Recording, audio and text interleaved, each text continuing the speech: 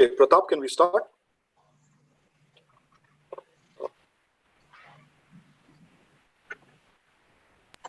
Yeah, please go ahead. We can start, Kapil. Great. More than 30 already. That's fine.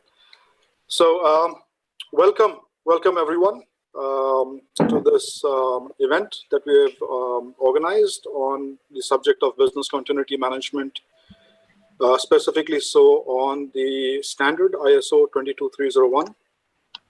My name is Kapil Raghavan. I'm the CEO of Total RegTech Solutions. And it's very kind of you to make time this afternoon, evening. I know that you probably had a long day already, and to spend the next 90 minutes with us. So I would first like to introduce the people who would be presenting to you today, and also run you through the agenda, as well as introduce you to the rest of our team. And then we'll get into the subject matter promptly after. So I'll be spending the first 5 to 10 minutes in serving certain introductions, as well as giving you the pertinence of this particular topic, especially in the context of audit and certification of this particular subject. So I'm sure everyone has attended several events on business continuity management, business disruption, COVID, and the pandemic, and we have it coming out of our ears by now. This particular topic is going to focus on the practical side of executing it, to ensure also that we have the buy-in from the board, we have the buy-in from any regulators who supervise our particular industry, as well as we have the ability to let our customers and our partners know that we have followed certain standards by publishing this information. So the first presenter promptly after me is going to be Deepu Krishnan. Deepu has over 20 years of experience when it comes to implementing ISO standards. He is also the lead auditor from Bureau Veritas when it comes to this particular standard. He has done this kind of work, ISO and 22301 auditing and certification and training for a large number of financial, non-financial, government, public sector organizations across the Gulf Cooperation Council. And he would be taking you through an auditor's eye on what to look for when it comes to certification and auditing compliance with the standard. It'll be followed by Abdul Sajid Sheikh.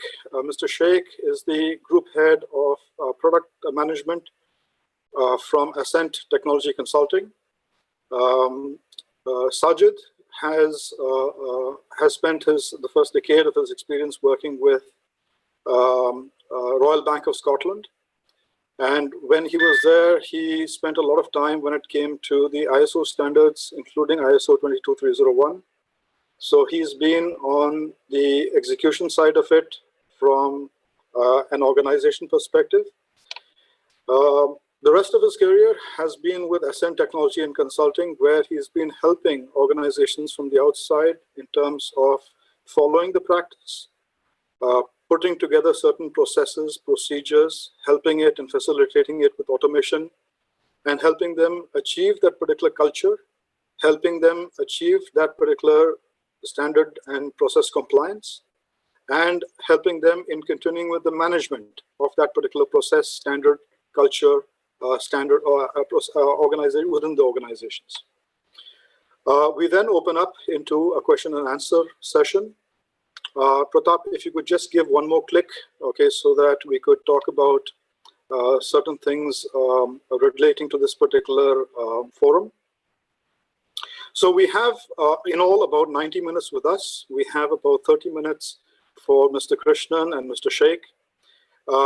Given this amount of time, we obviously can't get into every little detail of the subject. What we'd be attempting to do is highlight the important ones, okay, when it comes to this particular standard implementation as well as certification.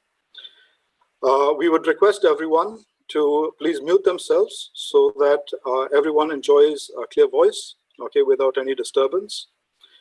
If there are any questions that you would like to pose to a particular speaker, please use the text box, the chat box, to write them to the host of the event. And during the Q&A sessions, the host would identify questions that can be posed to the particular speaker. Time permitting, we'll try to answer all.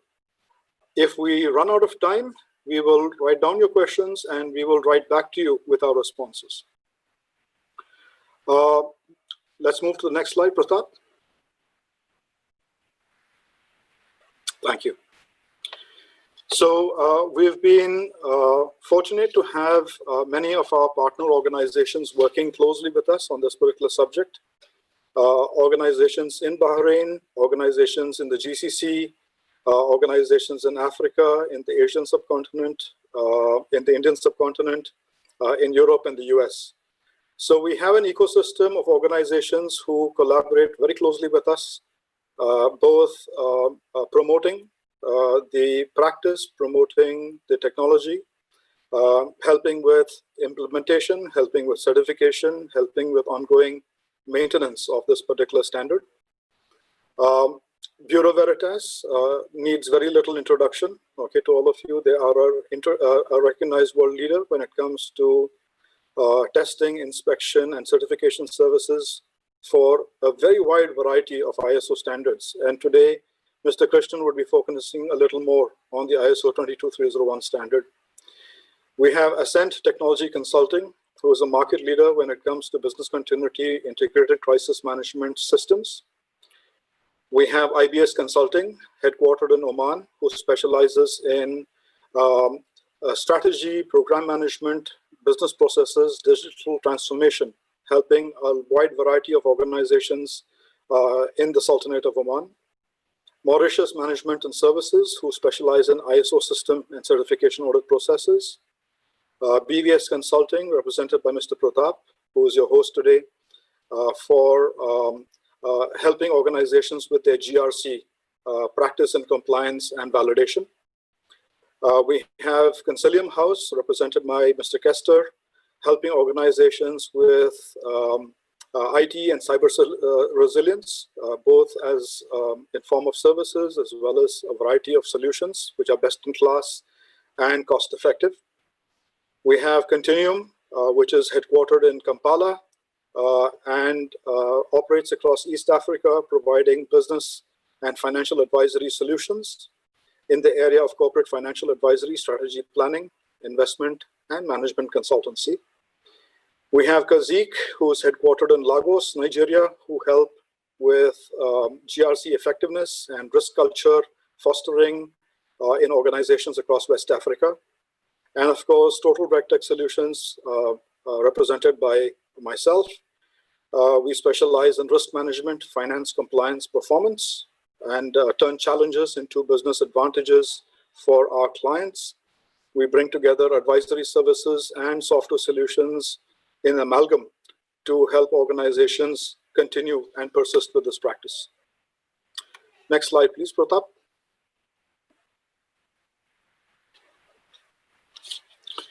So I seem to be quickly running out of time, but I will make this slide count as well.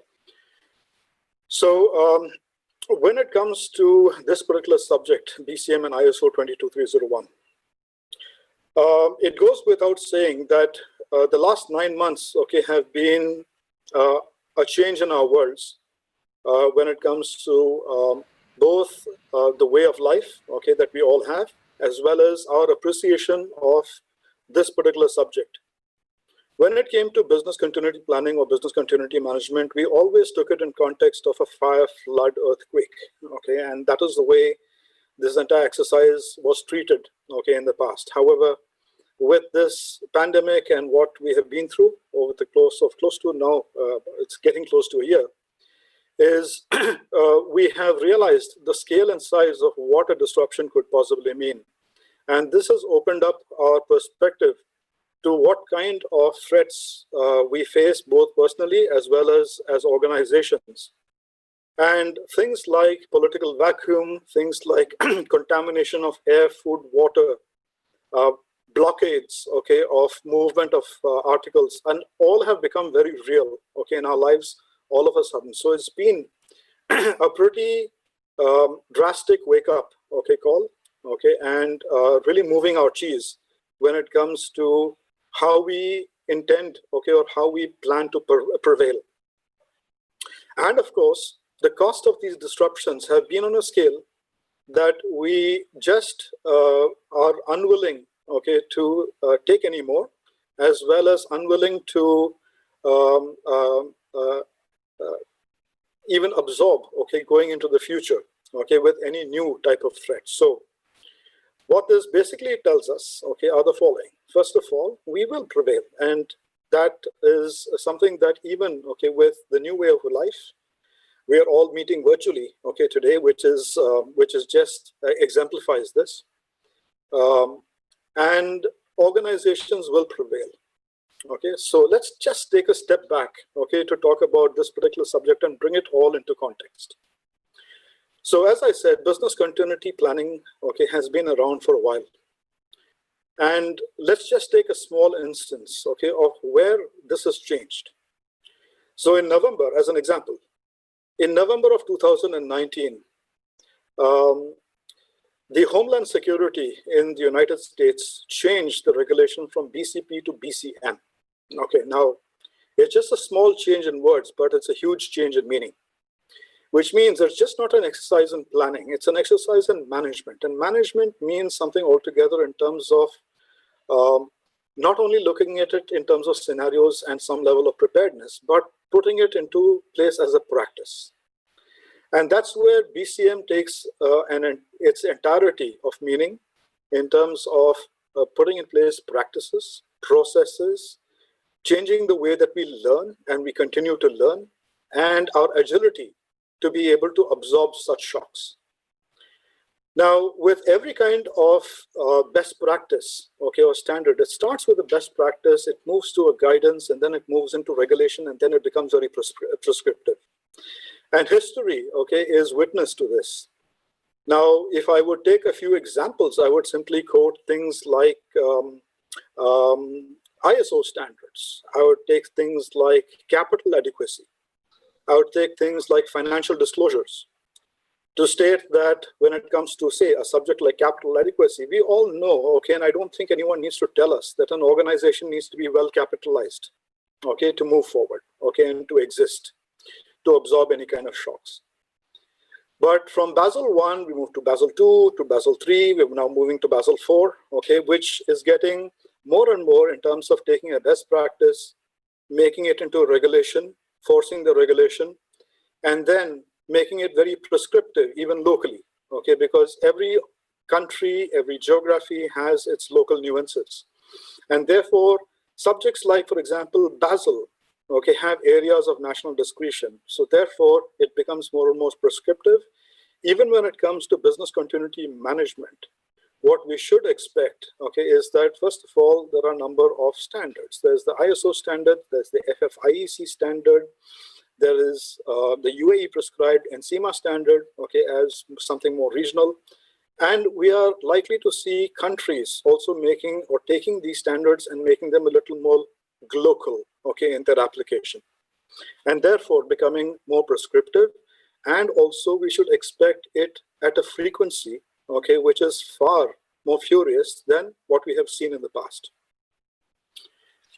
Now, we've talked about regulation, but let's just move back to best practice once again. So when it came to ISO 9000 standards, we all know about quality standards, and we all knew, first of all, that the reason for quality standards is to improve, okay, the level of quality of our processes, systems, etc., to produce quality outcome. Now, when it comes to Pratap, I think there's a small scratch on the screen, right? Thank you so much.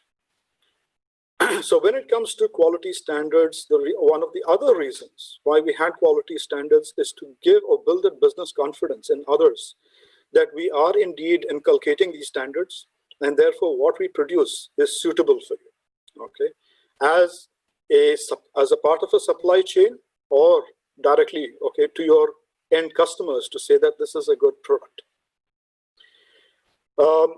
The second part of best practices, okay, is to the concept of looking over your shoulder, okay, to say, in my supply chain, do my upstream and downstream participants, do they follow a level of this particular practice to ensure that I am under no threat, okay, and I do not face a business disruption due to a failure on a third party's part.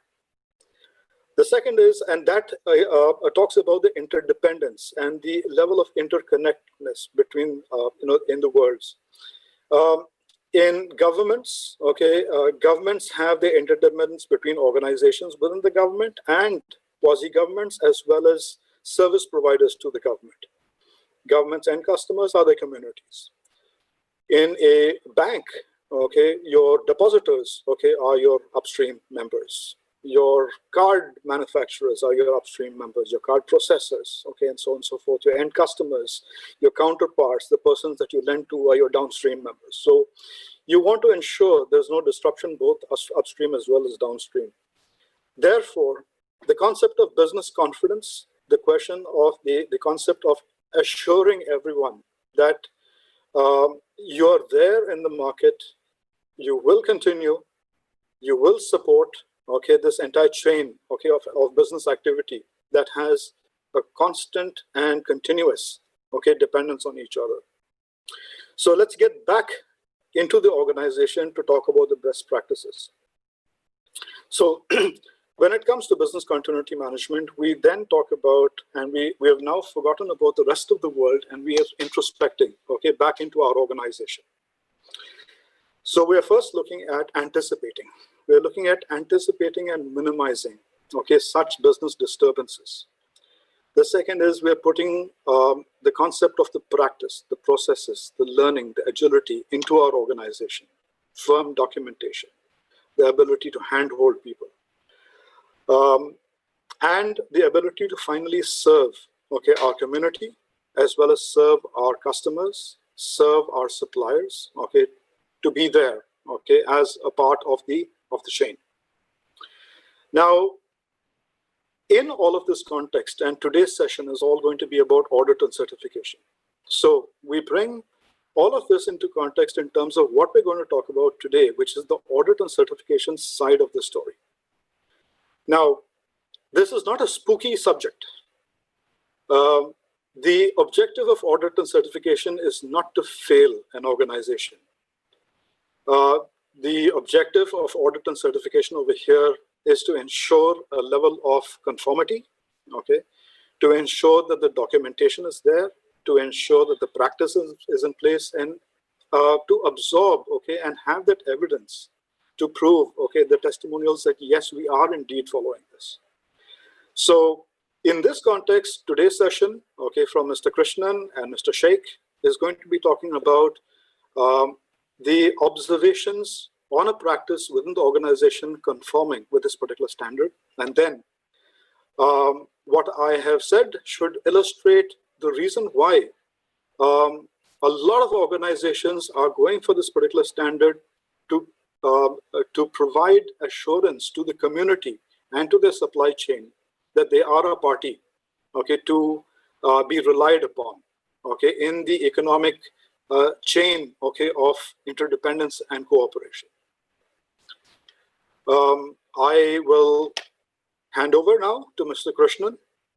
Pratap, you could switch over to Mr. Krishnan's part, and I'd pass on the floor, okay, to Mr. Krishnan. Over to you, sir. Okay, thanks, Kapil. Good evening, everyone. So I will give an overview of the standard, but I'll be focusing on the challenges that organizations face when they go for audit. These challenges are basically associated with the key areas in business continuity. So it's good that we take a look at it, because when we build the business continuity management system, these should be given a lot of importance. Now, this slide, you see the 22301 standard, but I am not given the clauses as such. Those who are familiar with other ISO standards, the latest versions of other ISO standards would know that the structure is now very similar. Like the requirements are basically from clause 4 to 10.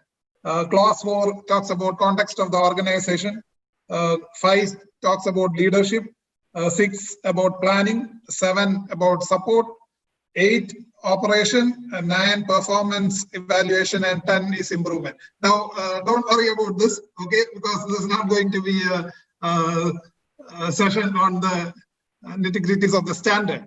But basic thing is that this standard, like any other standard, follows the plan, do, check, act principle. You plan how you are going to implement your BCMS. You do it, that is, you implement it. You check whether it is giving you the results that you hoped it would give. And if not, you act upon it, meaning you revise your BCMS or you change your plans, or whatever. So if you look at the clauses, clause 4 to 7 are on the planning aspects. 8 is talking about the implementation, 9 is talking about the checking part, and 10 is talking about acting on that. So this overview should be sufficient for now. And now we will take a little more detailed look at some of these areas. So Pratap, next slide, please. Okay, this is clause 4 actually in the standard. It talks about context of the organization. Now, this is something during our audits we find that many people forget this part. They jump right into the implementation. But this is very important because here we are looking at what are the internal and external issues that the organization is facing. Now, here we are talking about business continuity. So in this standard, we are talking about internal and external issues which have an effect on your business continuity management. If you take the quality standard 9001, internal and external issues will be connected with the quality aspect. So here we are talking about the business continuity aspect. So you have to look at what are your internal strengths and weaknesses, and also what are the external factors that are going to affect you. Another point you need to take care of is you need to identify who are the relevant interested parties. This is a sort of motherhood term that the standards use now. It can include your stakeholders, your staff, your competitors, the legal and regulatory authorities. But they should be relevant to the system we are talking about. Okay, you don't need to consider everyone. For example, maybe in this case, you may not bother too much about the. I'm not saying you won't bother, but it may not be that much important to address the public who live nearby compared to, say, the environmental management system. Okay, but still. There could be an effect, so you have to see. It depends on your location and a lot of other things. So you have to maybe include even the public as an interested party. The media is definitely an interested party when it comes to business continuity. So you have to look at that aspect.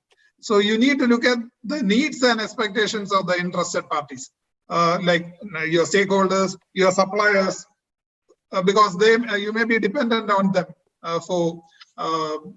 When you are implementing the BCMS, okay? And context also is the section where you decide on the scope. Now, this is very important because I've seen that when people go for BCM, they include every activity in the organization.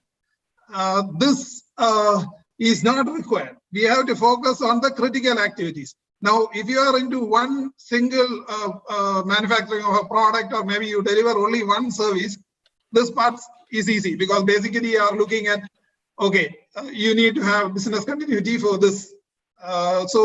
But in many organizations, there are multiple services. Like if we take a telecom provider or an IT company, they may have multiple services. So when you are looking at when you are in such an organization, you have to decide which activities should be prioritized. For that, we will talk about the approach that should be taken for that, which is called BIA or Business Impact Analysis, which we will come to shortly later. But scope, you have to decide what you will include and what you will exclude as far as your business continuity management system is concerned. Because one thing we need to keep in mind is that if there is a disruption, you will have limited budget, limited resources, okay, So you won't be able to cater to each and everything that you do in a business as usual scenario. So you need to clearly see what should be included in the scope and what should be kept outside. Next slide, please. So I'm not going clause by clause, actually. I am, like I said earlier, I am focusing on the key area. So first area you need to focus on is what you will include in your BCMS. Now, business impact analysis is the approach that the standard specifies to decide which activity should be given priority. Now, again, like I said earlier, if we are talking about, okay, you are manufacturing a particular product and you need business continuity for that, only certain elements in the BIA will be applicable, because you have to identify the suppliers you are dependent on, what is the minimum number of resources that you need and all. But if you are talking about multiple services, this is the approach you take to identify which is more critical. I will just touch upon, because this itself is a vast subject actually. So I will give maybe some brief idea about it. What we do is we have to identify for each service what is the maximum tolerable period of disruption. How long can we continue without delivering this activity or service? Okay, so this could be, there could be requirements from the customer. In some cases, there could be requirements from the legal and regulatory body, like in the case of banks, or it could be something that you promise. Like, I'm not just talking about the force majeure event, because force majeure clause in contracts generally talks about penalties and those sort of things. And generally, you don't offer your customer some amount of minimum level of service. But here we are trying to identify what is the minimum level of service. The term used is called MBCO, minimum business continuity objective. What is the minimum level of service that you can offer or you should be offering after a disruption? Because you can't go back to business as usual immediately. It depends on the sort of disruption. So we need to identify what is the maximum tolerable period of disruption, that is the time that you have without delivering any sort of service. Then we need to decide what is the RTO, or recovery time objective. Now, simply put, the recovery time objective is the target. You should be able to come back to minimum levels of service within this RTO. It's a simple layman's definition. Now, please understand that in some cases, there is no minimum level. It is back to full level of service. Like if you are talking about internet service provider, you either supply it or you don't supply it. But of course, there could be some degradation of service. So in that case, it could be minimum levels could be you still get the link back, but maybe there is a degraded service, which is sort of acceptable. So in some cases, actually, the RTO is usually the service. You may have to offer the full level of service also. It depends on the activity. Okay, this I'm keeping it very general, but it depends on the activity we are talking about. Like, for example, hospitals, there may be some activities you don't have a minimum level of service. You have to provide the service, but it may be the topmost priority. There may be other services which can wait. So it's like that. So there is another term called RPO. Now the latest version of the 22301 standard, that is 2019 version, talks about MTBD and RTO, but the other terms are not used.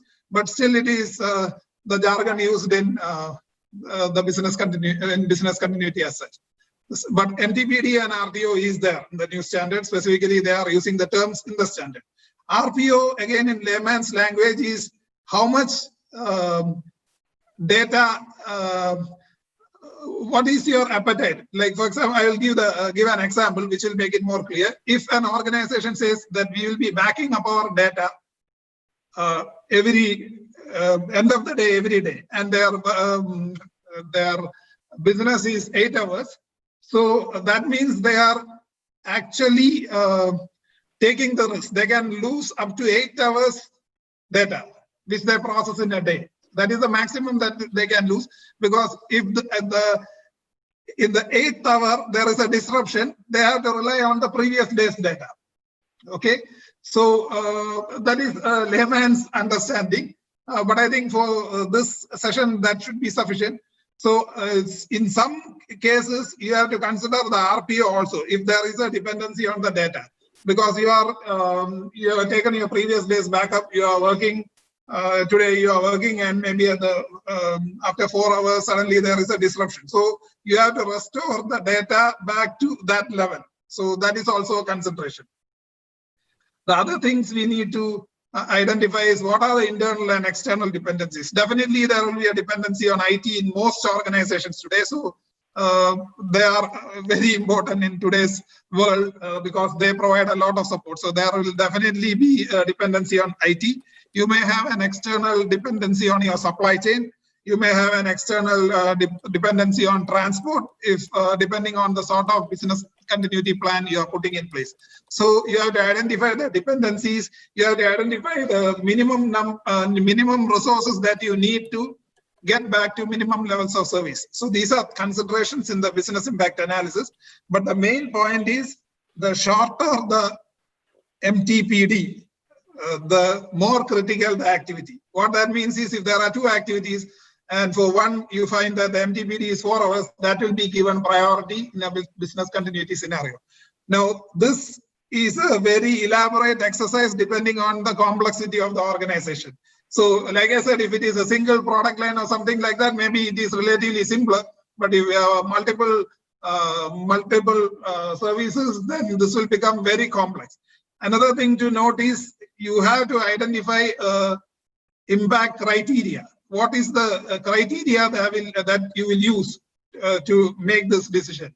It could be financial impact. It could be your reputation in the market. So there could be a lot of things. So you have to first identify the criteria based on which you will do the business impact analysis. But I am not going into the details of that. So finally, the output of the BIA is that you identify which service should be given priority in a business disruption scenario. Now, the challenge here is actually let us say the disruption continues. Let us say you don't have access to your premises because of maybe fire or something like that. So you have shifted to an alternate premise. Let us say you have an alternate premise strategy. So you shift to that and you start delivering the service which is having the shortest MTPD. But now when the disruption continues, you must note that other services will start becoming critical because you start exceeding their MTPD also. So this is where this will start becoming complex. And sometimes you may also have to consider automation. I'm not saying that for each and everything you need to have, but maybe you may also have to look at those options. What can you actually automate if the BIA starts really getting complex? Next slide.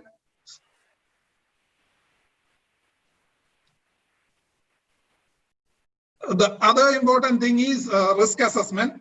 As you know, this is a risk-based standard.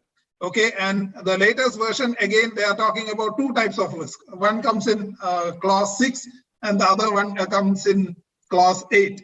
Okay, now the first one actually talks about what are the risks connected with your business continuity management system itself. Are there single points of failure? Okay, if you don't have the budget, you can't.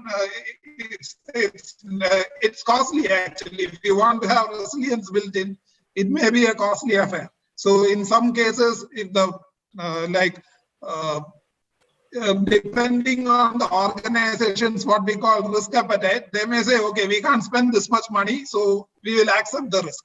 But as far as the standard and as an auditor, it should be an informed decision. You should take the decision after evaluating the options. Especially for your critical services, if you say that you didn't even consider that, then basically it gives the idea to the auditor that you didn't plan properly.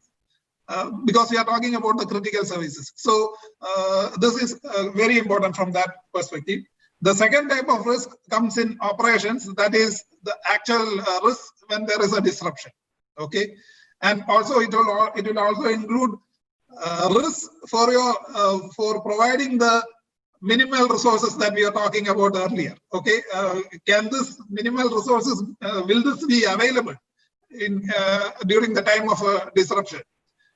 For example, there are some companies who actually rent out DR sites. Okay, and one typical risk is that, let us say it is a disruption which has affected the whole region, and you go there, you find that there is a long queue because you were promised something, some space, but it was promised also to others, and maybe you didn't read the thin, small print where it says that on a it is based on a first come first serve sort of thing. Okay, so whether you had an exclusive DR space allocated, if you really want that, you may have to, of course it becomes more costlier, but you may have to actually look at that. So risk connected with the disruption include these sort of risks on your the way you have implemented it also. This is one other key point you have to keep in mind.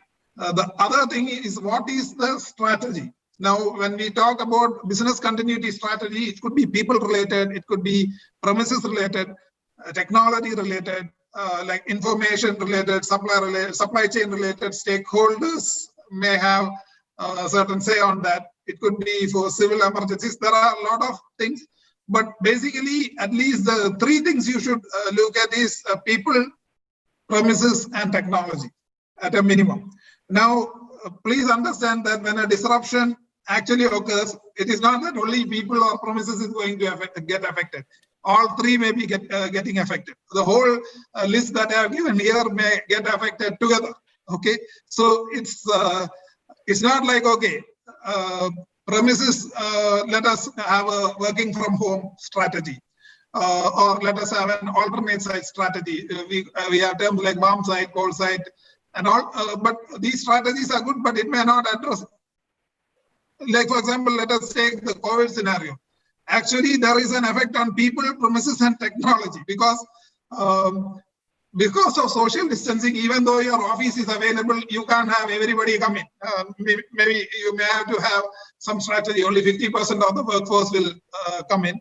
And people, of course, your people may get affected with the virus. So they may not be available for you. So there is effect on the people. Technology. Do you have the technology to allow people to work from home? Is VPN an acceptable solution? You haven't thought about it earlier. You don't have a BCMS. Now you may have to do the whole thing.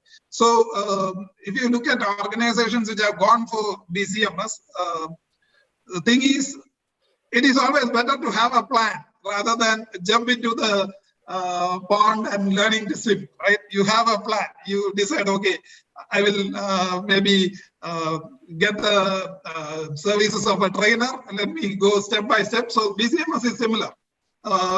No standard that has been published by ISO talks about, okay, we will face it when it comes. There should be a plan, okay, how we are going to look at it, because plan is always better than having no plan. I'm not saying there is sometimes in some situations there may not be too much of a difference, but at least because you have given this thought initially, you may be better placed. Because there are certain situations like in India, in Chennai, there was a flood situation when many companies, like very big companies who had very good, robust business continuity management systems in place, even they got affected because one of their strategies was flying people out to another location, but the airport was flooded. So there was no question of flying people out. Then the other thing was the generators were kept in the basement and basements got flooded. Okay, so there are things which can happen even when you have a plan, but if you have considered this, you are in a better position to face it. You will think of what are the other strategies that you can look at. So strategy is very important. Next slide. Now, the other thing is, this is there in most standards, but again, in BCMS also, you have to have SMART objectives, meaning measurable objectives. Okay, you can have an objective like achieve a certification, but that is sort of like more of an action. You have an action plan and you do it. But here, if you look at it, the minimum objective that you should have is, are we able to achieve the RTO? Or we can say achieve the RTOs, because that is very measurable. You have the target type, which is the RTO, and you test your BCP and see whether it is able to achieve that RTO. So that is one of the basic objectives, I would say, but which is very relevant. So you don't need to identify too many objectives. That's not the purpose. You should have measurable objectives which will actually test your system. And the next important thing is having roles and responsibilities. It's clearly defined. The current version of that standard talks about roles and responsibilities before, during, and after the disruption. Okay, so you have to give consideration to that. Now, for generally for all members of staff, it may be like you follow the policies, what has been defined for the BCMS. But there will be certain people, like for example, the top management member who decides to initiate the BCP. Because as soon as a disruption is there, you won't initiate your BCP. You may wait for some time to see whether this is going to continue. Because you can't initiate your BCP straight away. It may not be needed. And there is a cost involved, of course. So, because even if you are moving people to another premise or whatever, there is a cost involved. In terms, not necessarily in terms of money, but in terms of effort. So, the roles, who has to initiate the BCP and who can stand down the BCP. When we use the term stand down, okay, now the disruption scenario is over. We can go back to business as usual. So somebody has to take that decision. Now, who will communicate with the media? Usually, it is good to have a response template, media response template, but these are specifics. But the thing is, any employee can go and talk to the media. There should be a spokesperson identified in the company who will respond to the media depending on the sort of disruption that we are facing. Okay, if there are casualties, it has to be communicated in a proper way. It shouldn't create unnecessary panic to the public. So all these things has to be considered. So generally, the corporate communication team takes care of this, but each and every employee can't just go and give the company's a stand on this to the general public or the media. So there should be spokespeople identified. Okay, so these are some of the roles. I just touched upon them. The critical resources who have a role to play in the BCP. Because what happens is, let us say we have an alternate premises strategy. You move critical resources to the alternate premises, but the others can probably wait at home, go back home and wait till they receive a notification from the organization, then they can come back. Because all of them can't be what we have in the alternate premise, maybe limited seats, okay, and limited workstations. So only the critical resources have a role to play in the initial response. So these things also have to be considered. Next, please. Next slide. Then we talk about based on the strategy, you define the actual business continuity plan. This also is, of course, definitely a challenge. Okay, you have to make use of the inputs received from the BIA. You have to actually consider multiple scenarios. This becomes more complex when you consider a point I touched upon earlier. Like you should understand that this also has to address, okay, as the disruption scenario continues, how will you take up the other activity? Now, if two activities have the same MTPD, or maximum tolerable period of disruption, generally they have to start in parallel. But then, like I said earlier, if the disruption continues, so 1 day, 2 days, another service may become critical. So now your plan has to actually address this also. You have to deliver all 3 services. Now, let us say it passes 1 week, then maybe even more services will come into play. These may be being delivered at some sort of minimum levels, like let me clarify this minimum level thing. Let us take a call center where they have priority 1, priority 2, priority 3 calls. Okay, priority 1 being the most critical. So in a business disruption scenario, they may say, okay, we will handle only P1 calls till situation becomes normal. The P2 and P3 will be dropped because they don't have sufficient resources. Maybe limited resources are going to just focus on P1. This is one example of a minimum level of service. So it could be in terms of the number of people who are there to deliver the service. Again, let us take a manufacturing company, production unit. You may decide, okay, we have 2 plants, but only one will be operational. Or maybe only one line will be active. We won't because you are going to, again, we are talking about what is the minimum level. You are not going to stop the service, but you are trying to see, okay, what is the minimum level of service that you can provide. Okay.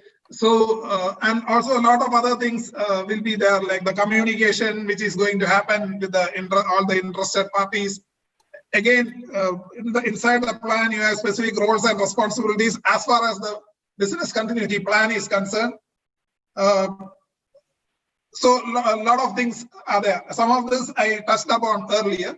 So business continuity plans have to be drafted very carefully, meaning it has to consider all the inputs, and you will have to probably consider multiple scenarios. But basically, you can focus on the 3 types of impact: people, premises, and technology, and the combination of these. That is a sort of a minimum requirement which we are looking at when we go to audit such organization. Please understand one thing. Getting certified in the standard doesn't mean that you are best in class. Okay, this means that you have the basic things in place. I would put it like that. That is why we have the continual improvement clause. There is always scope for improvement. When you get certified, it means, okay, you have the basic framework in place, and this framework, if you utilize it, you can achieve continual improvement. Okay, so this is something that has to be kept in mind. So you are having the basic best practice followed in business continuity, which the standard has sort of put in a capsule, and that's what you are going for initially. Then you improve from that stage. Okay, next slide. This is one of the most important areas, exercising and testing, and it is one of the main requirements of the standards. You have to actually test your plans. Now, there are various ways. It could be as simple as what we call test check, where you actually call others who are competent to give an opinion to the table, and you present your BCP and you ask them to challenge it. Okay, they have to challenge. Okay, you have mentioned it this way. What happens if such and such thing takes place? How does this plan address that? So they basically challenge. What I'm saying is the exercise need not be something like you stop the service from your head office, and that is one exercise. Actually, you stop the delivering the service and you switch to the alternate service and see whether the plan works. But disruptive testing, we generally don't advise, because it has costs attached to it. Okay, so you can try that, but it's not needed to be done very frequently, because you have to control. The standard specifically says that you shouldn't create a disruption by testing your plans to face disruptions. Okay, so you shouldn't actually create a disruption or an incident. But there are various options to you, various ways in which you can do the exercise, like I said, starting from the test check, or you can test components of your full BCP. Like maybe the DR site, you just bring the data, recover the data and see whether it is okay. So that could be what we call a component test, parts of the overall BCP, but you can decide maybe once in 3 years, we will try the full BCP. Again, maybe it may, sometimes some organizations, what they do is the full BCP they do on leave day, meaning a day when they are not actually working. Okay, so even if there is something, they can actually accommodate. If there is some issue, they can accommodate. But generally, you don't need to do a disruptive sort of test. Okay, the main purpose of doing the exercise is to see whether you are able to achieve the RTO, recovery time objectives, which you had mentioned. Okay, so and if you are not able to achieve the RTO, then you have to capture the lessons learned, and it has to be fed back, because we are talking about Plan, Do, Check, Act. This is the check part. You are exercising and you find that your the outcome is not what you expected. Okay, so you have to revise your plan. Now, this may mean budgeting for extra infrastructure depending on the budget available. This is something that is very important. You have to absorb the lessons learned back into the plan. The other source of lessons is when there is an actual disruption. When there is an actual disruption, again, you have an opportunity. We don't want the disruption, but you have an opportunity to test your BCP, whether it will actually work. So there is an incident and you have to initiate your BCP. So you have to capture the lessons learned, whether it worked in the actual situation. So both these lessons learned has to be fed back into the system. This part is, I can't stress more on that because this is one of the main areas. This is where you really know whether it is going to work at times of disruption. Okay. Otherwise, yeah, it may be good on paper, but that's all it is good for. Okay. And again, there are this is also an area where, for example, you have to look at probably what can you automate, because people are prone to errors. Okay. You may have identified one person as a critical resource, but you call the person during a disruption, they are not picking the phone. You have identified a backup person. You call that person, they are also not, she's also not picking the phone. Okay, so you have to look at these aspects also. So testing, for example, we have another test called call tree, where you try to see if the communication reaches all concerned and whether they are able to communicate back. So that is also another component test. Actually, the call tree is also another component test which you can try, and you can see whether it will actually work in the real situation. Next slide, please. This is just to give you when there is an incident, it could be any incident. Let us take fire, which is a very easy example. So you should understand there is an incident response. You may have a separate team to handle that depending on the disruption. For example, maybe your facilities team may be more involved. You may have an emergency response team, which takes up the incident response. Okay. And the business continuity team takes up the actual, their objective is to achieve the RTO of the actual business process. Now, this may happen, though in the picture it looks like one starts first and then the other starts. It depends on the scenario. For example, fire probably, maybe the team will start shifting to the alternate premise in the once somebody says, okay, there is an incident and we have to initiate the BCP. So sometimes it may start almost parallelly, but it depends on the, this is just a representative figure, but you have to, this is just for you to understand there is an incident response as well as a business continuity response. And business continuity, generally, we look at till achieving the minimum levels of service. Then, of course, there is a back to normal situation also when you start delivering as business as usual. Okay, but it depends on the domain you are into, in what sort of services you offer. Like I said earlier, in some cases you may go straight back to delivering as usual also, depending on the service you are offering. So this is just a representation of that. Next slide, please. Mr. Krishnan, I have to make you conscious of time. Yeah, this is the last slide. I'm conscious. Okay. So this is, again, I have touched about the main points, but this is an approach generally used in BCM. So if you look at it, you have to actually take a program management approach, understanding the organization. We talked about the context, determining the BCM strategy, developing the response, which is the plans, and exercising, maintaining, and reviewing. And this should become embedded in the organization's culture. So awareness for people and the training is very important because it has to become embedded in the organization's culture. So you have to have a lot of, we expect a lot of awareness sessions and maybe training for people who are involved in the BC exercise. Okay, there's one more slide, sorry, last one. Okay, on the certification. Okay, so generally in certification, this is a two-stage audit. You have a stage one where we do a document review and a stage two which is the actual certification audit, where we actually look at the implementation. There is an optional audit, what we call a pre-assessment, but of course, each of these stages, there is a cost associated. So it is optional. If you want, you can have a pre-assessment before going to stage 2. And the minimum thing expected from the certification body, this is not there in the standard, is that you should have completed implementation, maybe at least 3 to 6 months of implementation at a minimum, conducted one internal audit against that, and conducted at least one management review. So this is a prerequisite.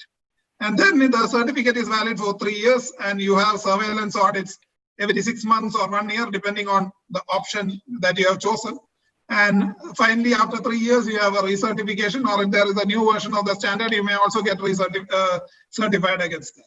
So that's it from my side. Sorry for exceeding the time. Okay, but hope this was useful, and I invite my colleague to. Thank you very much, Mr. Krishnan. That was really a very nice insight. Okay, especially understanding where an auditor and a accreditation agency and their perspective on this particular exercise. It's always very useful for us all, okay, to understand what the person on the other side of the table is looking for. And ladies and gentlemen, I would also like to add over here that in my previous discussions with Mr. Krishnan, something that he said, okay, which I find very useful and also, okay, a little amusing, is that he doesn't like to fail, okay, and I don't think that is even in the vocabulary, okay, of Mr. Krishnan to fail, okay, any organization for this exercise.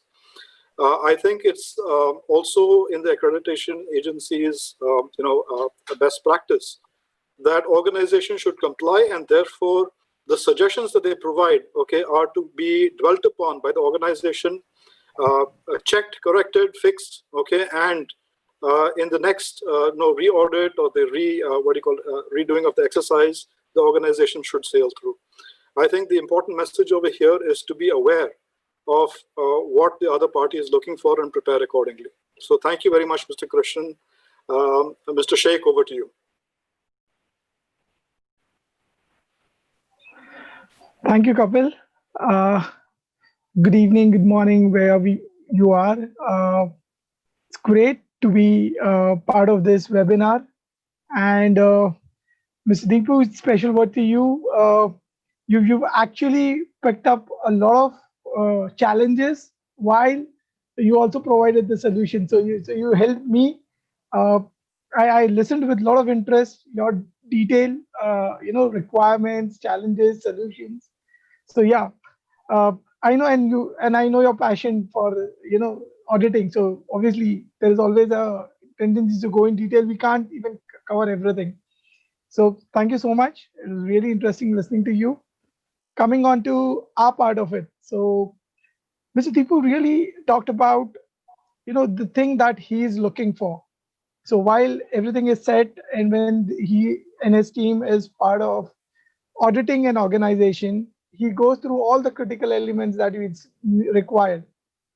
Now, what I intend to cover as part of my, discussion today is the challenges that happen when an organization tries or attempts to achieve the ISO certification, the logistic challenges, the errors, mistakes that sometimes prove costly while certification. And this comes over a period of time. We've been supporting a lot of organization in getting the ISO certification. I, in my personal capacity, has taken an organization to ISO certification initially in India. So, there are a lot of things that I want to talk about here, but I've picked up 10 general mistakes, the most common mistakes or challenges that happen when you're trying to achieve for an ISO certification. And with that, I want to start with the slide 1. And the first slide is definitely anything that you want to achieve in an organization cannot be done without the participation and support of the leadership. Now, there are two key elements in this. The first one is for you to get ISO certification, there is a clause 5 which talks about the leadership of the organization. So without you demonstrating or without it's becoming clear that the leadership is directly involved in the BCMS of the organization, it becomes very difficult for auditors to recommend the certification while they are doing the audit. Now, remember one thing, as Mr. Kapil and Ms. Tipu clearly called out, that the auditors are there to look for conformities. They are not there to, this is not a fault finding mission. In all my experience about at least dozens of certification audits, I have seen that the auditors are looking to all the possible conformities evidence that they can get. Now, it is very important. The key word here is evidence. And for that, they need the documentations. They need to meet people, and leadership is definitely one of them. So the first thing that any certification audit may look is whether the leadership is involved in the BCF of the organization, and they conduct an interview with the senior management of the the organization while they are doing the certification audit. And without you getting your senior management directly involved, it becomes very difficult. Now, how do you get them involved? The biggest challenge what I see in getting the leadership involved is trying to get the visibility of the BCMS to the leadership. Now, if most of us are doing our BIAs, BCPs in Words, Excel, how does the leadership get those consolidated view? How do they get those visibility about how compliant are the organization? What is the maturity level? Where are they seeing the improvements? And that is why it is very important that when you're getting to attempt for a certification, you first prepare this ground for it. You have the leadership, see the visibility about how BCMS is being implemented, how that is benefiting the organization, how you're improving. The continuous improvement aspect is equally important to the leadership as well as to the auditors. The second thing you also need to understand is that the leadership wants to bring a value to the organization. They have so much of pulls around, and especially as Pratik rightly put out, the second point I was leading to it is they need to provide the budget for it, right? The challenge, even in special times like today, budget, getting to spend on a new thing, getting to spend, add a new expense to the list of expenses in the organization is very difficult. But the key to here is don't make it a cost. If you can prove this to be an investment, then I'm sure you would get the leadership and you would get the budget for it. And a very key element to that is there is an X amount of investment that you need to do for certification. And the benefit that you get out of it is something that has to be visible, that has to be a way to measure it. And how do you do that? So there's a return on investment. Where do those investments come from?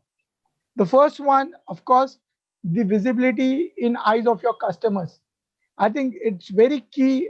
All leadership are worried about their customers.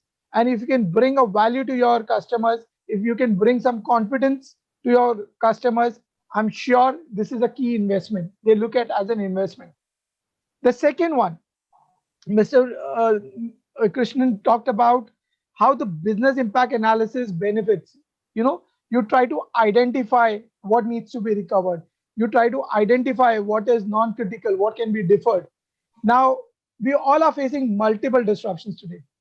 COVID is just one of those challenges that is visible now, but we're still having our data issues. We are still having an adverse weather disruptions. And all of this is bringing downtime to the organizations. And those are unproductive times. Those are the cost to the company. Those are cost to the organizations. Now, if you just calculate the amount of downtime that has been reduced because of you implementing BCMS in an organization, you definitely would see the benefit of implementing the global best practice and getting the ISO certification through that. Because ISO not just brings the a certification to you, but through auditors, through their recommendations, through their observations, you improve on your BCMS. Understand one thing, these auditors are doing review of BCMS across the globe. They bring in the best practices. How do you know about it? An audit is not just an opportunity for you to verify what is good and bad, but it's a big opportunity for you to bring in their experience, their knowledge, and learn something to improve on your BCMS. So if you could combine this as a benefit, I'm sure getting those budgets would become easier rather than difficult in the organization. So that's the first two challenges that I wanted to talk about. Now let's move to the next slide and talk about what is the other one. A lot of people today, once they decide that they need to get that certification, get the ISO certification 22301, the first requirement is, of course, to get the people trained on it. Now, and there is a huge pressure from the leadership, from the organization to get for those certification audit immediately or at the shortest possible time. And as a BCMS, that at sometimes become a challenge for you to do a very successful certification audit. It has to be a program managed. You need to understand the gaps. You need to know your current competencies. You need to have a roadmap how you're going to achieve all of that before you directly jump onto the certification audit. Now, to do that, you need to first look at the current capabilities of your staff supporting the BCMs. They may have the BCMS knowledge, but do they have the ISO knowledge? You need to have some people go for their individual certification, implementation training, lead auditor training, and that is how you need to prepare them. And after they have done that certification, they need some sort of a hand-holding, some sort of a support from experts, from consultants, to support them to do this first round of certification audit. Because what happens here is a newly trained person would do a reactive strategy to get the certification. They may have some critical gaps which they may not understand initially, even while maybe doing an internal audit or preparing how to prepare. They may not have the list of all the documentation that may be required. They may leave a few gaps while documenting the requirements of ISO certification. As I said initially, the auditors are looking for compliance, but they need evidence. If you have accepted a risk, have you documented that? Who has signed it? Has the competent authority signed on those risks? When you've decided on your policies, what are the principles? What are the exception policies? All of these has to be done. When you're conducting an internal audit, are you marking your observations against the right clause and whether they are getting closed? When you're doing a management review, are you covering all the elements of management review? Are you looking at the objective, strategic objectives of the organization? Have you decided on the BCMS objective aligned to it? So these are a lot of points that you need to implement before you do a very successful certification audit. The second element is, once your people get trained, of course there is an improvement that would come to the organization, but those improvements would need to be implemented in the organization. The program that you define for the audit, the improvements has to be adopted by the organization. There would be additional steps, additional way of doing things. Some could be detailing. Now, lot of organizations find this resistance, because whenever you're trying, the other departments who is supporting, who is required for you to get your certification, may look on them as additional work for them.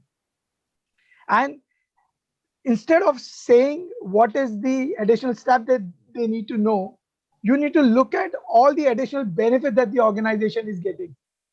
And I believe a clear roadmap about why we need to do things is equally important about what they need to do. The why element, what's in for me, is very important when you're trying to get the program adopted in the organization. Because if you don't do it and people are not following what is required, you would have challenges in your certification.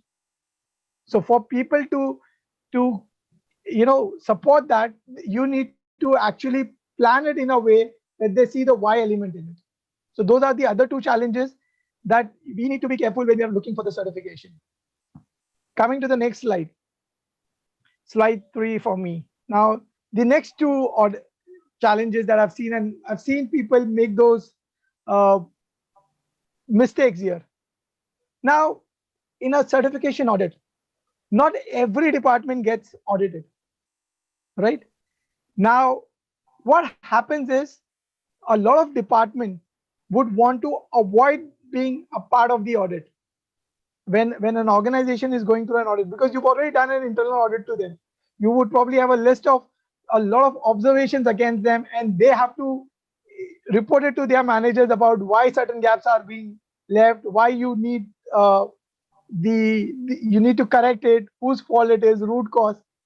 Now, the internal audit process is something that I want people to make it as a way of showing the improvement. Like your ISO certification audit, as Mr. Deepu correctly said, it's for you to continuously improve. Let's not make it a fault finding mission, because you need those same departments, the same coordinators, your champions, your department heads to be willing to be audited. And if you make this internal audit as a fault finding mission, I'm sure you would find resistance. So when you're doing an internal audit, of course you mark them on your non-conformities. If there is a serious gap, of course you highlight them, because it is equally important for them to be pointed out where a department is not doing well. But then please make an internal audit also as part of your improvement that you give in your observations. And if you do not do that, that would be a challenge when those same departments having experience in internal audit may not be willing to sit for those external audits in front of auditors, because they would be afraid of getting those observations. And the visibility that an external audit, an ISO audit comes in, because their final reports are presented to the senior most people in the organization, and nobody would like to get their audits observations highlighted to them. So it is important for you to appreciate the challenge that any organization, any department who is sitting for audits in front of the senior management, and appreciate. And that is only when you would get a successful audit. You need understand they are with you to get the certification. The certification is for the entire organization, not just for BCM's department. So it is very important that you take them as your participant. Share the credit of getting the certification with everyone. Thank everyone for participating. And it's very important to keep the tone of the internal audit and the external audit positive, appreciating the effort of that achievement. The next slide, very important, documentation. Everything that Mr. Krishnan would come here, he would ask for evidence in the document. If you've said that, yes, it is an accepted policy, has it been documented? Has there a process to define who can approve this audit? If there is a plan, I think we just initiated, we can go back to the one, documentation. I would recommend, if this is the first time that you're going for a certification, please take support of experts or people who have successfully implemented or got a certification in the organization, who have a prior experience. Because during the first stage itself, if you get found out on the lack of documentation that is required, it becomes quite a challenge for you to get the certification successfully completed. And I would recommend that you take care of those certification of those documentation needs quite clearly. There is a list of mandatory documents that an auditor may look for while they are coming for the stage 1 audit. Remember one thing, this is not limited to the centrally or the organization documents, the policies, framework. Of course, those are needed.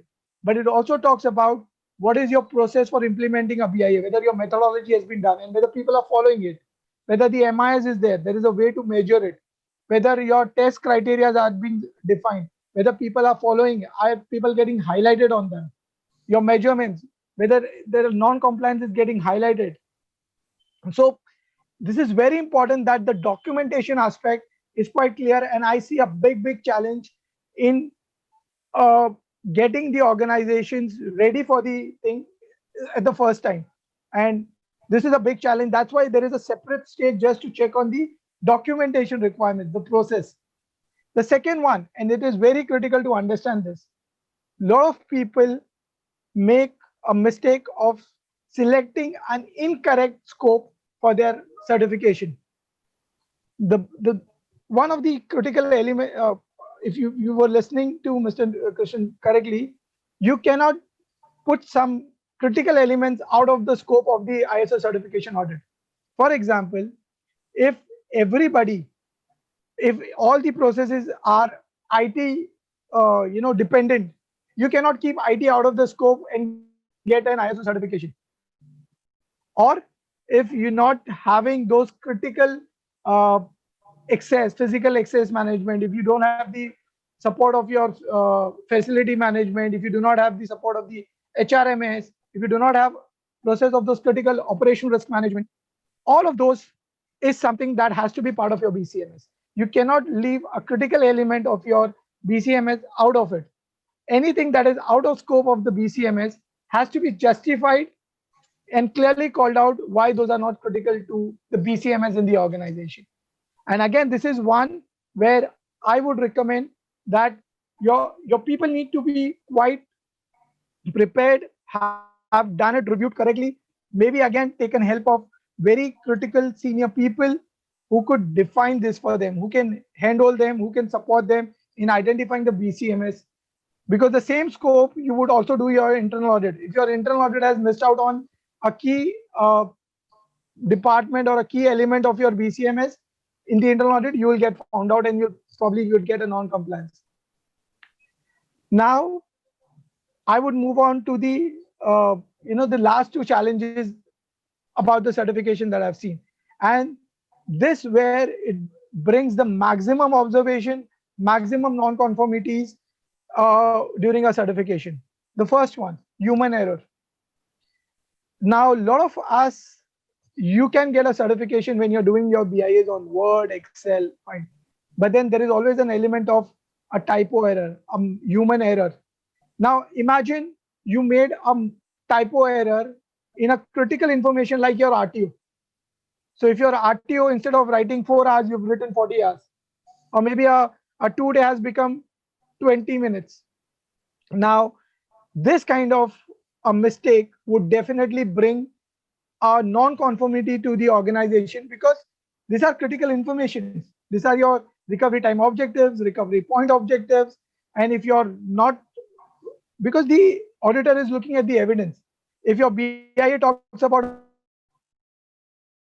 a certain RTO and there is a mistake, you probably made a mistake in writing that RTO, and in your testing you have not achieved that RTO, calls for an observation, calls for maybe a conformities. And as humans, we know that there are so many errors that can happen when you're trying to prepare a document. And imagine about 30, 40, 60, 100 BIAs, 100 BCPs, maybe 200 testing documents. An auditor may find out the typo errors, and this could be the biggest reason for you getting the non-conformities. You need to ensure that those are brought to the minimum, because this will have a serious challenge. The second one is, the last challenge that I believe is awareness. You may have the best of policies, you may have the best of documents, but what if your people are not even aware of it? And this is a key requirement in the clause 7 of it, the support element, that your people are aware about the BCMS. The roles and responsibilities are clearly defined. They have got adequate training about, depending on their roles. And you need a record. You need to prove it to your auditors that those have been done. Their attendance are marked. Their training materials have been shared. And when you embed, this is the proof of embedding the BCMS culture in the organization. Now, if you're going to conduct this and there are attendance sheets manually that you've prepared, those need to be available during the audit. You need to maintain all those hard copies which are signed to be able to evidence, because if he checks for a person and asks for the evidence across it, and that is the one that is missing, of course the auditor may not accept it, and that would come out as a non-conformity again. There are so many other things. awareness about who needs to approve. If your documents, if your BIS have been approved, but you do not have the evidence of that email where it was approved, or if the date of the approval is not matching with the date in the version control, you have non-conformities. So these are some of the biggest challenges and the biggest reasons for getting non-conformities during your certification audit. Even if the auditor is trying to look for conformities, he may not be able to ignore such errors or mistakes, and this can become a certification challenge. So these were the 10 challenges that I want to talk about. And luckily, in today's time, we've all have gone through, to the age of digitalization, automation of our processes. And there are a lot of support which is available in the market for you to support this kind of certification and reduce your effort, reduce your errors, and increase the probability, the time of your certification cycle.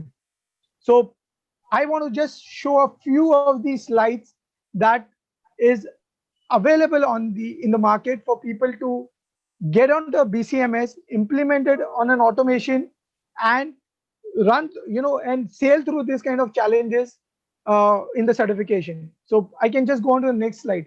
The first one is about the visibility, the dashboard. Pratap, you can just see, when you get your senior management, when you can show them on the fly all the time that, this is the BCMS status, these are the different compliance reports. And a very key feature about some of the applications today, one of the examples is here from my company, is the mobile app. For example, if your senior management are, most of the times are traveling, they may not be sitting in their office, they're going into conferences, they are visiting different offices.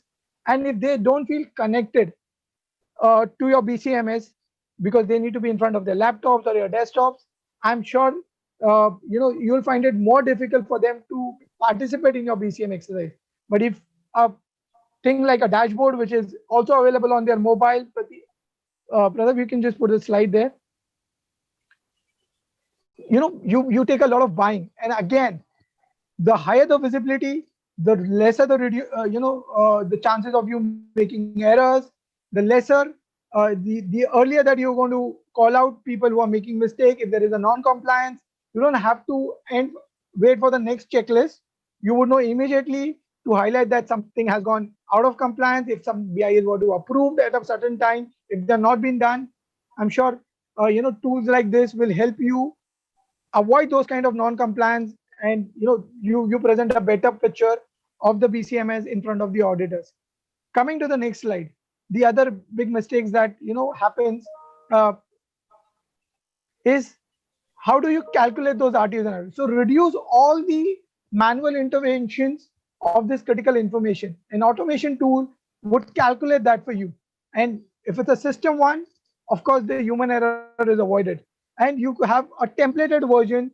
You have a way where the mandatory informations are captured. You don't miss out on any of the elements because all those validations are available on the tool, on the software, and you have a lot of them. You can look at your methodology, and I'm sure you would find a lot of tools which will support those methodologies or implementing it. It does two benefits for an organization. It reduces the effort and the time that is required because a lot of them are selections, don't have to be copied and typed multiple times. But it also take care of your approvals, your availability of your evidence. And auditor simply loves this kind of thing where he can get all the evidence at a click of a button, and he doesn't really have to look for different forms like an email or a printout. All of these will help you. So this is just an example of all the pages and methodology, calculating the critical information and having validations on it. Finally, the one thing that all auditors would love, Pratap, we can have the next slide, please, is if you can show all the document, where are they stored.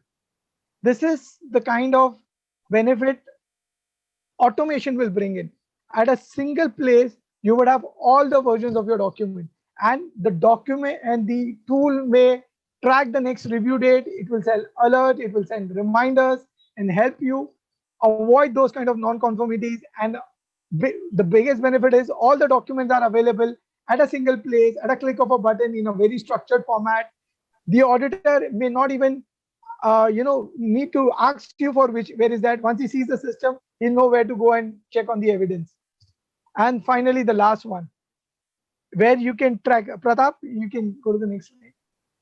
When you can track what has happened, when your version control, the audit law, when was it reviewed, when it was approved, who has approved it, what date, time, and the kind of assessment that it can bring in.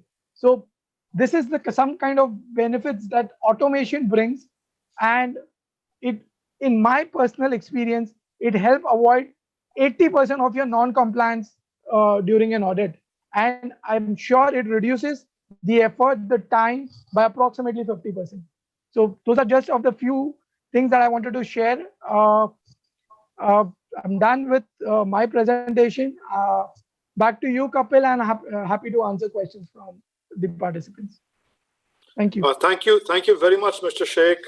That was a very nice view, okay, from the other side of the table, in terms of sitting on the organization side and getting it done, anticipating those challenges, understanding the mood and what the auditor is looking for, and also some very smart ways, okay, to do this fast. I think what I would like to add to this, okay, is just reiterating that the auditor is someone that you should leverage. There is lots to learn from in the process, and I think that is a beautifully articulated point. The second thing over here is that the auditor is not there to fail you. The auditor is there to pass you, but he wants the observations. Okay. Lastly, if the observations aren't there, the auditor will tell you, okay, what is not there, and you have time to go back and fix it, okay, and go back, okay, for a re-audit and clear it. But I think the important message from Sajid's side, at least what I have grasped over here, is to be aware and to do it faster, because speed to market, speed to certification, to share this information and to declare this, okay, with your shareholders, with your supply chain partners, with your regulator, the industry as such, the community, is, I think, a very important step in this process. And Mr. Krishnan kept referring to media over here. So I think that is also, publicity is always good, especially if it's good publicity. Now, thank you both, Mr. Krishnan, Mr. Sheikh. We are stepping into the question and answer session. Unfortunately, we seem to have dwelt a little more time on the subject itself. I will just beg everyone's pardon that we may have a spillage of another 10 minutes. I hope you will stay with us. I will ask the host, Mr. Pratap, to just pick 2 questions randomly from the various questions that have come up, okay, on the chat window. Pratap, if you could just pick one question, pose it to Mr. Krishnan, and another one, okay, to Mr. Sheikh. Sure, thank you, Kapil. Yeah, let me, there are a lot of questions apart from the chat to everyone. I think I have also received some privately. So I'm just picking a few. Rather, I'll pick 2, and if we have time, we'll, if we have time, the extended time, we'll again go for 1 or 2 more. Yes. Yeah. Just, sorry, Pratap. To everyone, we are not leaving any questions behind. If we run out of time, we are writing them down, and we will be writing back to you, okay, with our responses. Sorry for the interruption, Pratap, back to you. Sure. I also see Mr. Alubasadi saying that he wants to ask a questions. Maybe you can write them down now, either to me or in the chat. We will definitely get back to you, sir. I think we will not be able to get much time now. Yeah, very quick question. I think this is a simple question, mostly to Mr. Krishnan. It says, what is the initial gap analysis audit that is conducted? Mr. Krishnan. Okay. The gap analysis focuses mainly on the documentation, but since the objective is to make the organization comfortable in going for stage 1 as well as stage 2, main parts of the implementation side, like for example, whether you have actually tested the BCP, those things also will be looked at. Whereas the stage 1 is very specifically on the documentation, but that is a mandatory part. Pre-assessment is optional. It is up to the organization whether you want to go for it or not. Right. I'll come back to you, Mr. Krishnan. Hopefully. Yeah, this question is for Mr. Sheikh. What is the shortest time to prepare for ISO 22301 audit? How do we prepare for audit as quickly as possible? Great. So I would say two things here. First of all, the shortest way to get to audit is get support from people who have already successfully done the process, got organizations to certification. And I would strongly recommend use of modern technologies, so applications, automations in getting it done. So those are the two key elements. The reason for doing that is when you want to train your people, and if you are doing it through a software, then you can do a simultaneous training for all of them together. Same way, when you're trying to implement a BI or a BCP, all of them are done together. So the shortest time, if you use the smartest technology and you have a very matured and competent team, I think somewhere between 3 months to 6 months would be an ideal good achievement to get a certification done. That's very encouraging, 3 to 6 months. Kapil, I think I have, since we extended for 10 minutes, maybe I can have time for 2 more questions. Yes, but we have lost Mr. Krishnan. Okay. So you could. I'm still here. Okay, there you are. All right. Fine. Yeah. Mr. Krishnan, there is a question in very many different ways. The question is simply, can you give a list of documents that are required for passing the ISO 22301 audit? Is there any kind of checklist or things like that? I will give you a simple clue.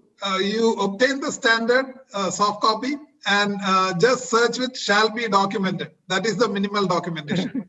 Now, examples will be the policy, the objectives, the BIA, the risk assessment, the BCP, and the exercise reports, and then your internal audit reports and your management review reports. But there are a few more, so you can just use this clue, shall be documented in the standard. The others are up to the organization, because you may define in your system that you need further documentation. So there is a statement in the standard that the documentation that the organization thinks it needs. Okay, so if you include that in your BCMS, that will also become part of the audit. It is your own requirement.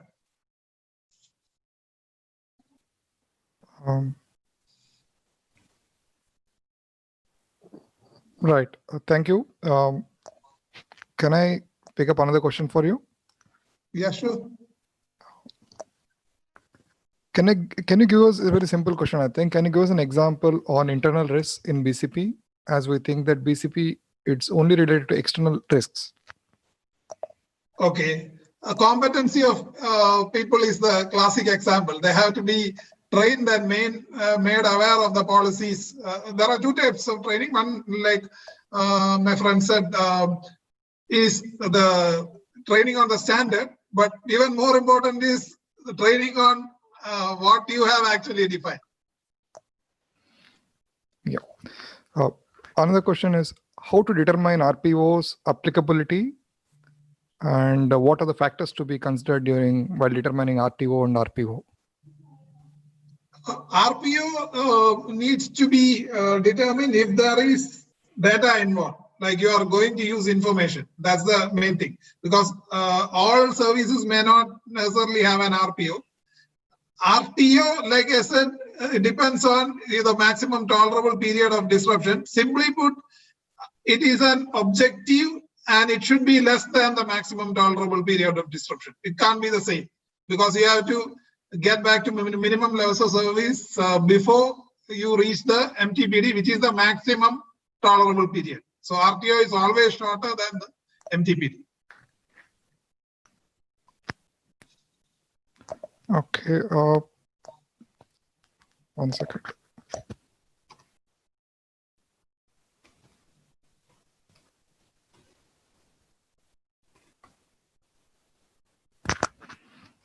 Yeah. Sorry for the pause. I was just looking at the chat there. Yeah. Would it be possible to share the presentation with us? Is what 2-3 people have asked actually till now.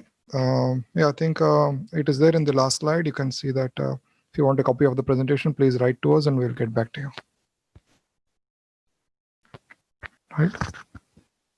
Kapil, can we ask any Yes, audience? I think we should pick up a particular question relating to one of the participants. Okay, has expressed a desire. Okay, for some more comments. Okay, from you on the risk assessment part of the BCP, linking it and interlinkages to succession planning, DRP, crisis management.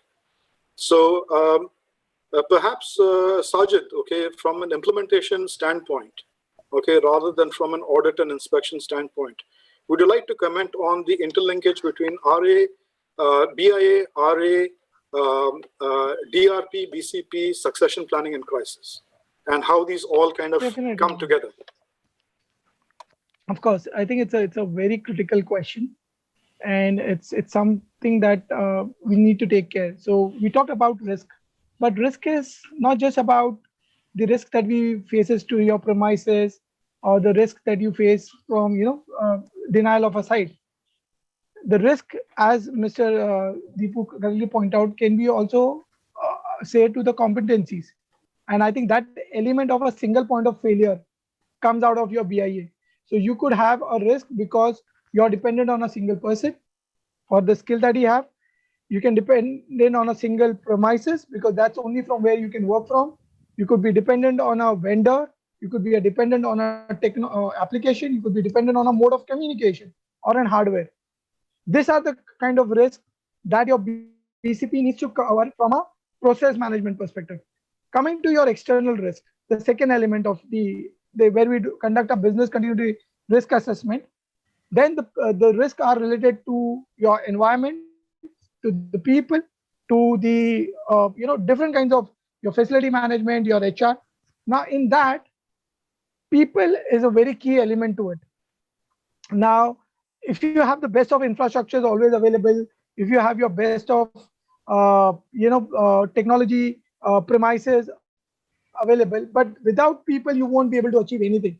And when it comes to people risk, there are two kinds of risk, and non-availability of people, and secondly the lack of knowledge in your people, and those both gets covered. Your BCP needs to cover both of them.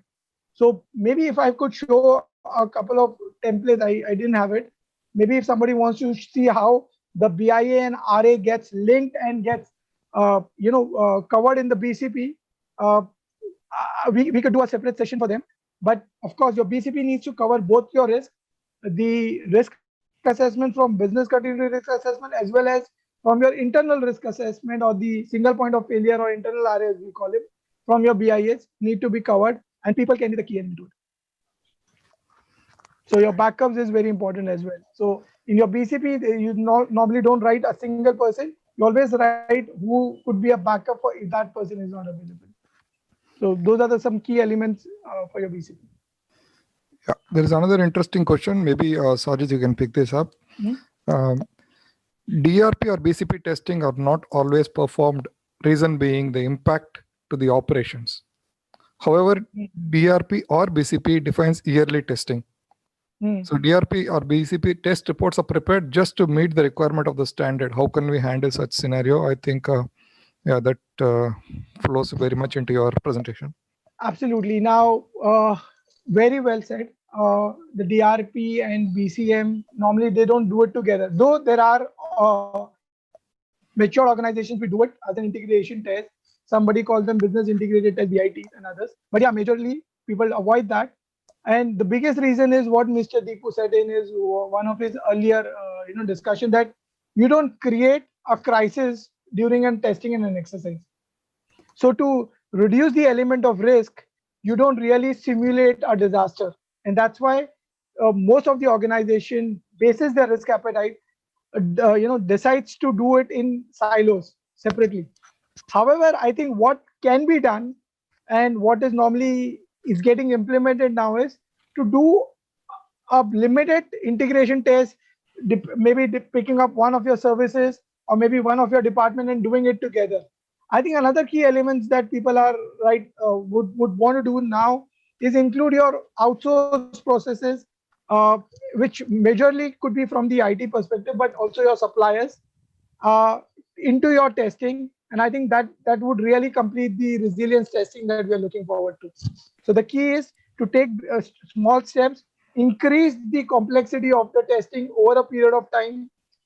If you have a confidence of doing it successfully in silos, I'm sure your organization is ready to do it together, and maybe you could do it in small parts and increase the complexity over a period of time. I hope I've answered that question. Thank you very much. Yeah, and it was really wonderful listening to you both on the questions. There are some more which we'll get back on mails. Yeah, thank you, and back to you, Kapil. Thank you very much. Thank you very much, everyone, for taking the time out to attend. We have overextended the time that we asked of you by close to about 10 minutes now. There are still a couple of questions, okay, that are in the list. We will note them down. We'll write back to you. You have on your screen, okay, how to reach us.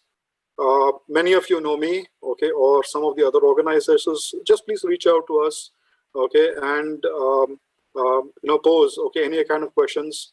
There is no such thing as an irrelevant question. Okay, every question is important. We are here as a community to support each other. Thank you all once again, and have a pleasant evening.